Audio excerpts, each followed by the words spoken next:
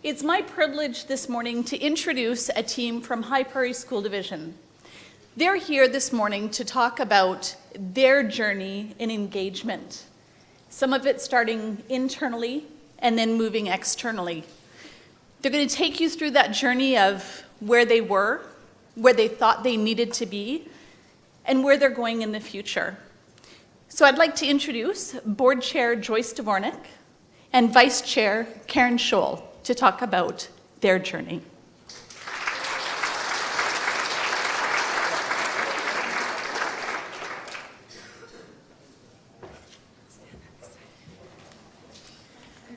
Thank you, Patty.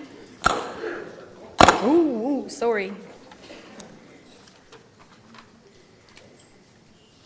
So up until 3 years ago, our evaluation process was not very reflective of anything except fiduciary governance.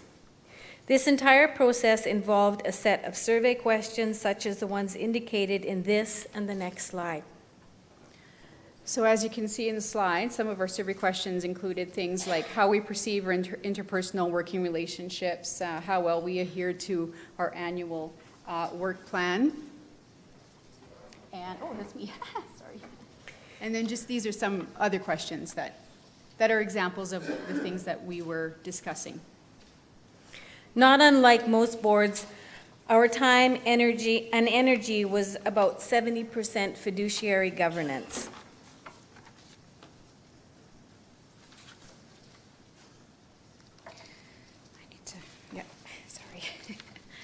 So once the survey data had been collected at this point by an outside agency, we spent the better part of the day discussing and developing a list of priorities that would be our work plan. So what you see there on the slide is a list of such priorities that would be typical of that evaluation outcome.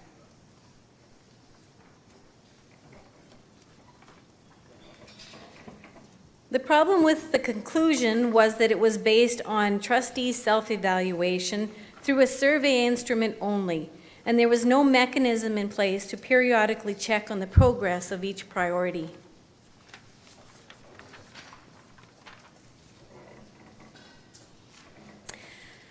So changes that needed to happen. So during this process, as time was passing by, several changes were occurring in education, as you all know, that led our board to look for a better reflective tool. We were learning through our PD that knowledge is created through the process of reflection, discussion, and discovery. The 3 E's in inspiring education needed to be reflected not only in the classrooms, but at our board table as well. So these needed to be in our conversations and in our actions.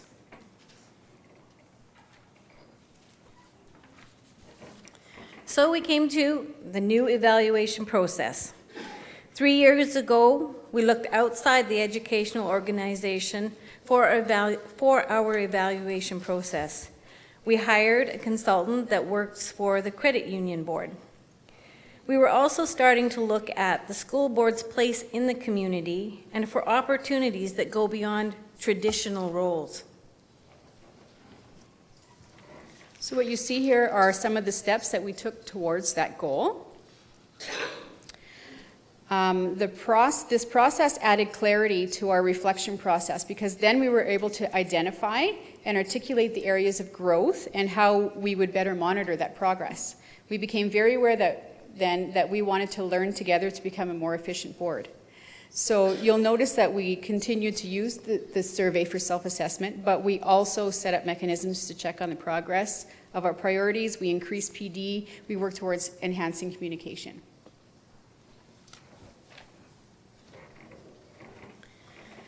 So right now we're going to ask you at your tables to discuss the evaluation process your board currently engages in.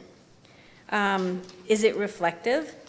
Does it engage discussion and discovery?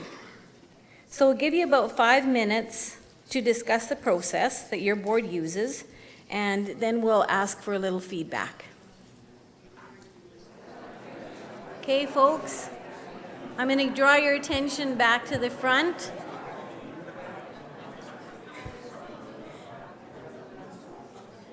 I know everyone's having lots of good discussions, so let's have a little bit of feedback. What are some of your boards doing? Oh, they can't hear you.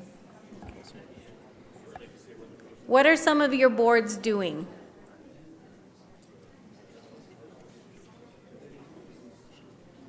Nothing? Nobody wants to share? Nobody wants to share?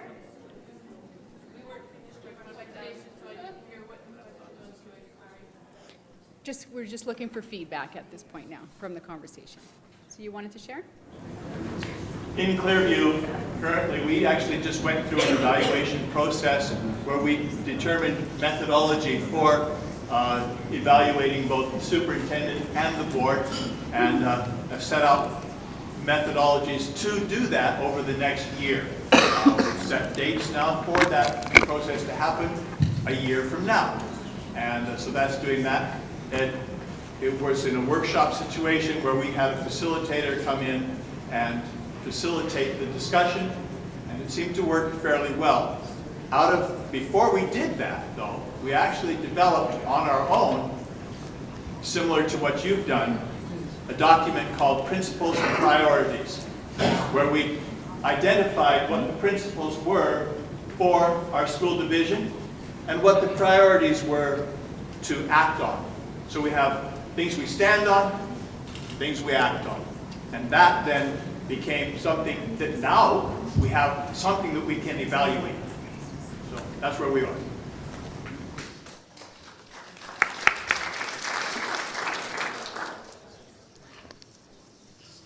Is there anyone else? Just point out that there's 2 mics. And there are 2 mics that we would ask you to go to, or?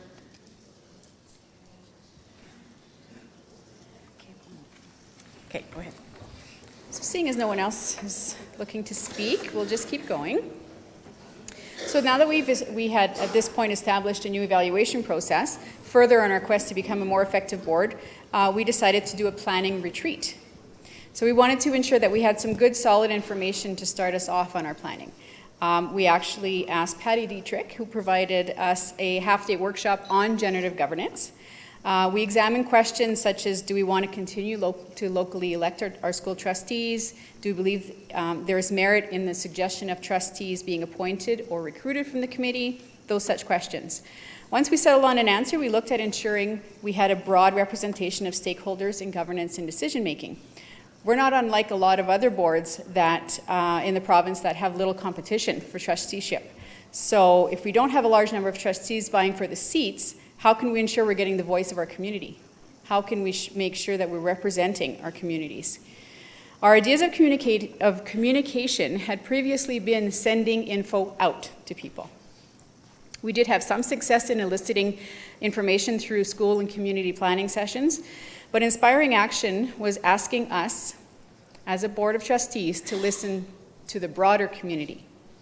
We understand we can't always expect the public to come to us, but we have a responsibility now to find new and effective ways to reach out to them so that they can become part of the real and focused conversations.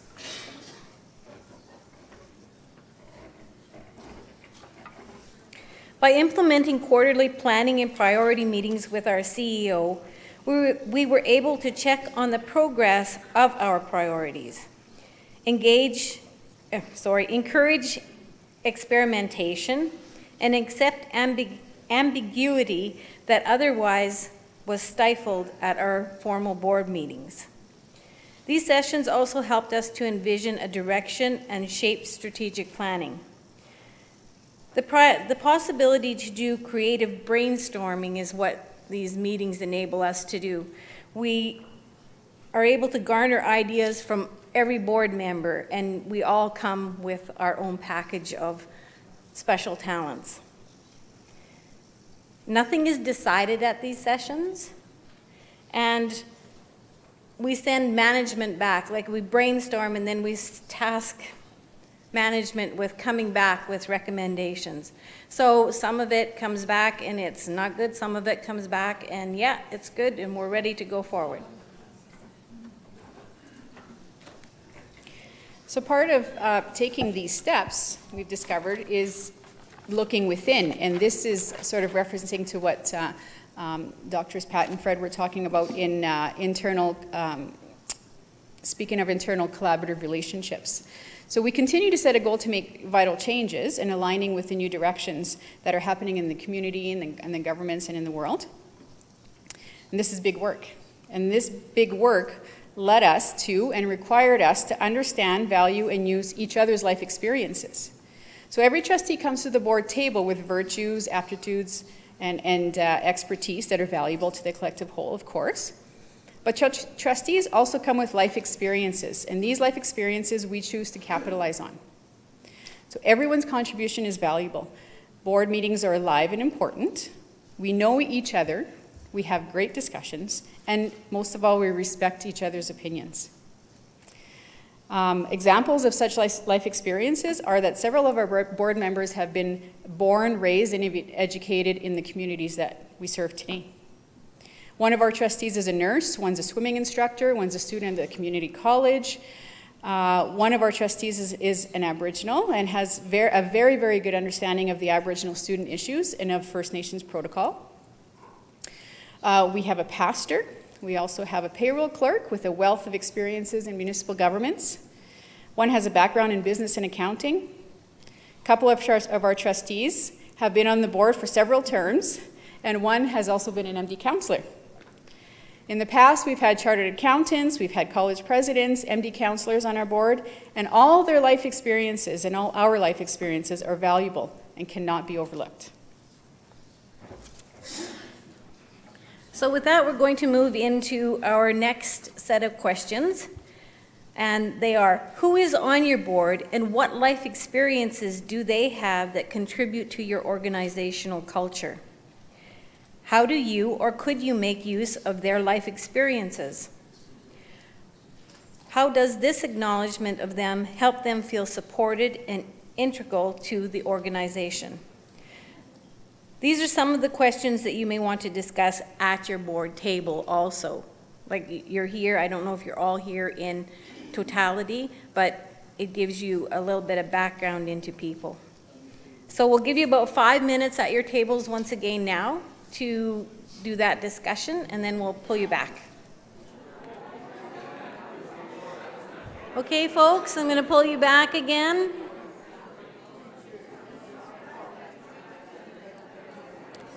And I'd like to ask if anyone has anything that they'd like to share on what life experiences do the trustees bring to your board? You want to go ahead? Mike?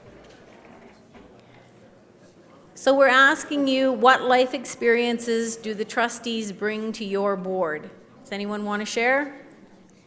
And how do those life experiences help shape the decisions that you make and how you move forward?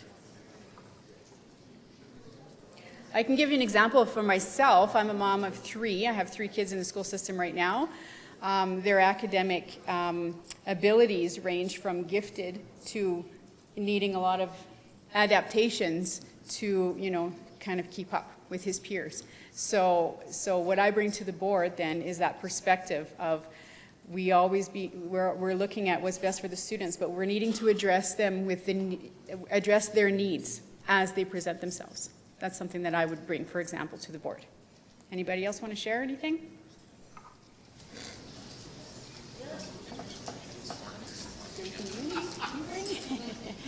We're in Aspen, and on our board we have a doctor, we have a gentleman, It doesn't matter. I'll use my teacher voice.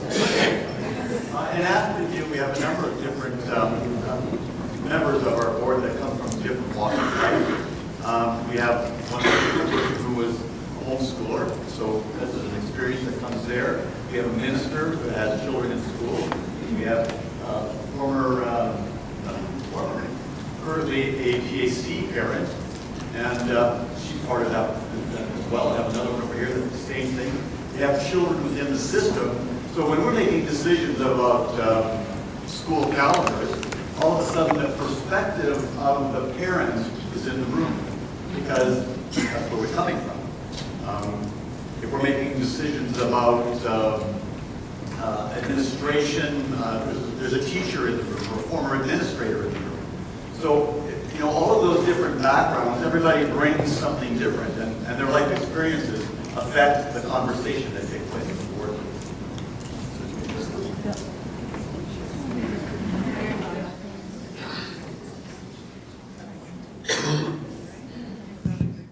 Kind of works. I think you have to be right into it. As our chairman just said, I am the homeschooling mom, or was, and it's been really, really fun. But I love education. I'm passionate about it. I'm passionate about education in Alberta for all of our kids. And what's really fun is when we get sometimes, I was just sharing at the table, we get talking about test scores and testing. And of course, that was something that I didn't have to deal with in my educational experience with my children. So it's really nice when everyone's kind of like, oh, what are we going to do? And this is bad. And I'm the one that's able to say, okay, let's lift our heads up out of, away from the tables and breathe and know that it's going to be okay. And have a different perspective about that. And it doesn't mean that it's right, nor should we do anything the way I did it at all. But I'm just saying, it's okay. There is a different way. Or when we're getting all caught up about math curriculum, I can say, well, for 20 years, I had 20 different math curricula available at my fingertips at any given time, depending on the learning styles of my children. And we can say, okay, there's a different way we can look at it. We can look outside of the box. And it is really neat because we have some really strong community workers and educated people on our board, and everyone brings a lot. And probably what we're facing more than anything is we're a really new board. There's 6 out of 7 new members. And I really, really applaud your suggestion. We need to get together often, and we need to talk about those. I always think we should bring a resume or a bio and then read and read about each other and say, wow, I didn't know that about you. So thank you very much for the work you're doing. Terry. Terry Riley, Medicine Hat. We are a small board, only 5 people on it, but the background is quite diverse. One of our board members is an instructor at the college in graphic arts, but she's also an internationally renowned artist who has shows in New York and Los Angeles, as well as Toronto and other places in Canada. Another board member is a speech pathologist and works with special needs kids on a contract basis, but her understanding. Is that on now? Oh. Do I start over again? No. The second member is, as I say, has worked as a speech pathologist and works with special need kids. So her understanding of those kinds of needs on our board is very valuable. One of our board members is a former teacher and former principal, but also worked at central office. So that kind of understanding that he can bring to the table is very valuable. Another board member is a business person, and she currently has kids in the school system and brings that kind of perspective, and that's very useful. My background is I have a very thorough background involvement in the ATA sometimes back, so and my political involvement with the Progressive Conservative Party for over 40 years brings a perspective to the table too. So that comes out at every meeting. You say, how could you make good use of these things? These different perspectives come out virtually every meeting that we have.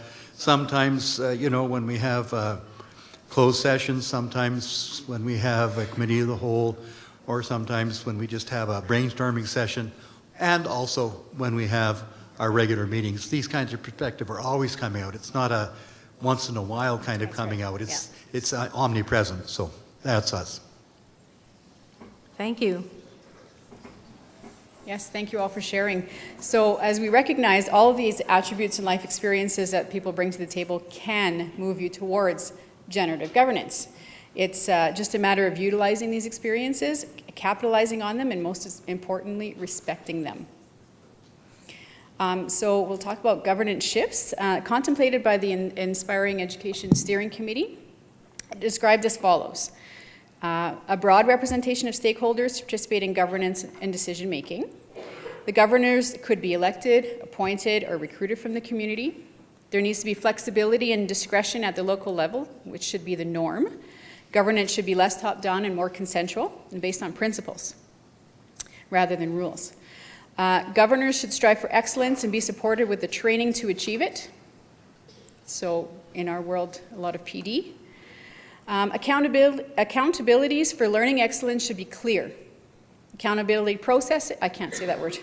Processes should reflect the appropriate degree of complexity and formality required by the learners, educators, leaders, funders, and communities. So for us, while we still respect the rules and we still respect the level of accountability to bureaucracy, we've adopted a focus on looking at, for example, our communities and increasing learning excellence by answering the needs of our communities and making us also accountable then to the people in our communities that we represent. That also provides us with ongoing conversation and collaboration with our public.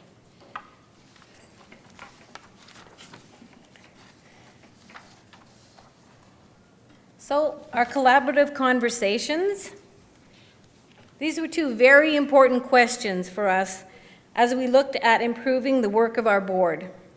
We no longer just wanted to look in the mirror and say we were doing a great job at being fiscally responsible, that we got along at the board table, and that we have covered off the legislative requirements in a timely manner. We wanted to ensure that we were a governance team, that what is the school board's role in the community? We needed to listen for and take direction from our communities to ensure that we were following local direction and that we were accountable for learning excellence. We looked for opportunities for collaboration that go beyond the traditional roles. As trustees, we needed to think of new and improved ways for the school division to better serve its clients and be involved in the community. What our community public wants and what the government expects are sometimes two very different things. For example, our students may need more time in high school, so the completion rate for 3 years is not an area our board strives to achieve. We prefer to offer more time in high school and provide dual credits, increased achievement, increased transition rates, and this sometimes comes with an increase in the number of years students spend in high school.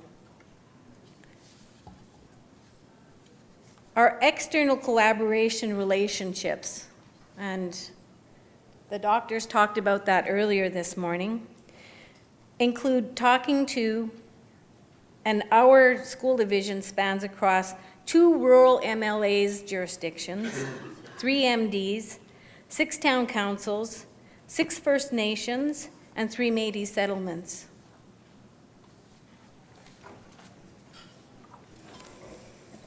And some of the changes pertaining to that we've made are actually we've met actually with every municipal government in our jurisdiction, towns and MDs included, and some chief and councils, and our plans are to keep meeting with these groups on a continual basis. So at this point, we'll have another tabletop conversation for about 5 minutes.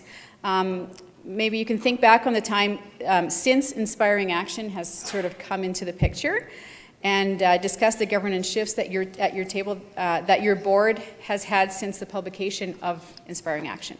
So what have been some significant changes, and does anything have to change at your board table to move from operational to governance process?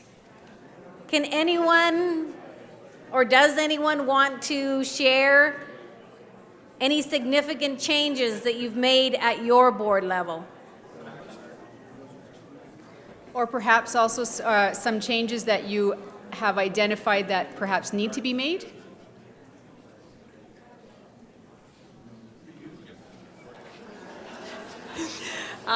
So at Wellboro School Division, really, if we talk about the action, so the ministerial order, when everything came down, we took the document and we sat down as a board and we said, let's look at this. What are we already doing? Because we'd already started doing some of this work. I think many of us had. It was just a natural progression of a change in conversation. What's some of the low-hanging fruit that we can actually look to try to make a difference on fairly quickly, and what are some things that we would like to attain that will take some time.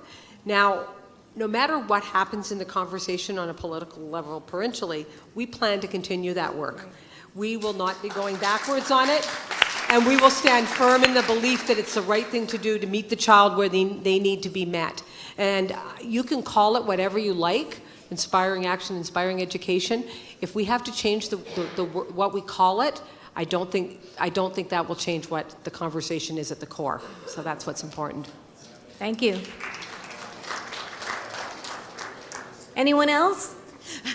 Lorna Misselbrook with Black Gold. About 4 or 5 years ago, we started a strategic plan. We got a consultant, and we had really good collaboration. We brought in our principals, administration from head office, as well as our board, and we had separate sessions with them, and all around inspiring education, making our core values as inspiring success, and we brought it all together through many days of working together, and it's still going. It's quite a living document, but that was a major change that I think helped through all the schools, because then it now has gone out through all the teachers and everything, so it was really, really positive. That's good.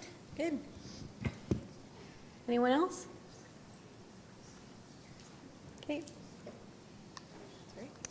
Signs that we're moving forward. At every board meeting, we have presentations from our counselors, coaches, safety officer, communication officers, department heads, transportation department, and all of this is to ensure that we have all the information, as well as a report from our CEO. And it's extensive and very effective.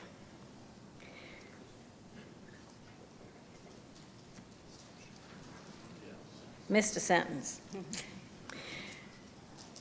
We are a presence in our communities and ensure that we have the information we need to govern effectively. To do so, we once again change to the evaluation process that Morris Fritz provided on generative governance, involving generative governance. This provided the information to engage in focused discussions, setting the stage for strategic planning, opportunities for collaboration, and the ability to make changes that align with the new directions happening in the community, government, and in the world.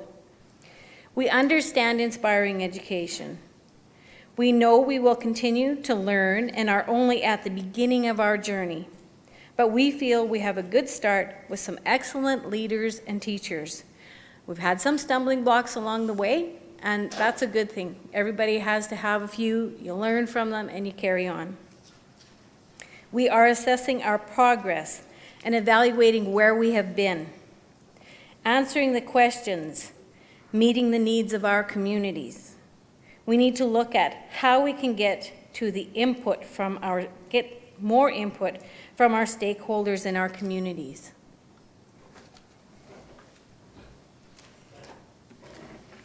So, in conclusion, this presentation has been a description of our journey as High Prairie School Division, and we hope that from it you can find something that you can use at your board. It's not a blueprint, it's not a roadmap, and keep in mind that we're still, in the beginning stages of developing this, but we have, we think, identified some key points that we might want to focus on. So, number one, bring PD to your board members. You need to keep them up to date and informed. PD such as PD on the ministerial order or inspiring action or any kind of framework that comes forward. And so that everyone's as informed as possible and all working towards the same ideas. Number two, engage in an evaluation process. Of course, that's reflective. Number three, continually bring department heads into your boardroom to explain their programs, their initiative, and their progress. And that way, everyone in the division is aware of what everyone is working on and what everyone's doing. And it's preferably aligned. That's the idea, that's the goal. And four, continue to look for ways to engage and communicate with the community. It's very important to have as many people involved in education as possible. This is especially something that we're constantly working on. We're constantly trying to find new and effective ways in communicating and having that back and forth conversation and collaboration and going forward. So that's our presentation. Before we leave, Joyce and I would like to acknowledge the rest of our board. They love us for this. And we want to thank them for participating in this and allowing the progress of generative governance to happen. So we have Tammy Henkel, trustee from High Prairie, Rudy Willier from the Canuso area, Lynn Skrepnik from the West End, Tracy Ottenbright from Slave Lake, as well as Jory McGregor from Slave Lake. And so all these people, as well as all together as a team, you know, we each bring, as we discussed, each our life experiences, each our aptitudes, each our positive aspects and perception, to the table. And finally, we also want to acknowledge our superintendent, Laura Polis, who is also considered to be a very integral part of our team and helps keep us focused and moving forward. So thank you, everybody. Thank you.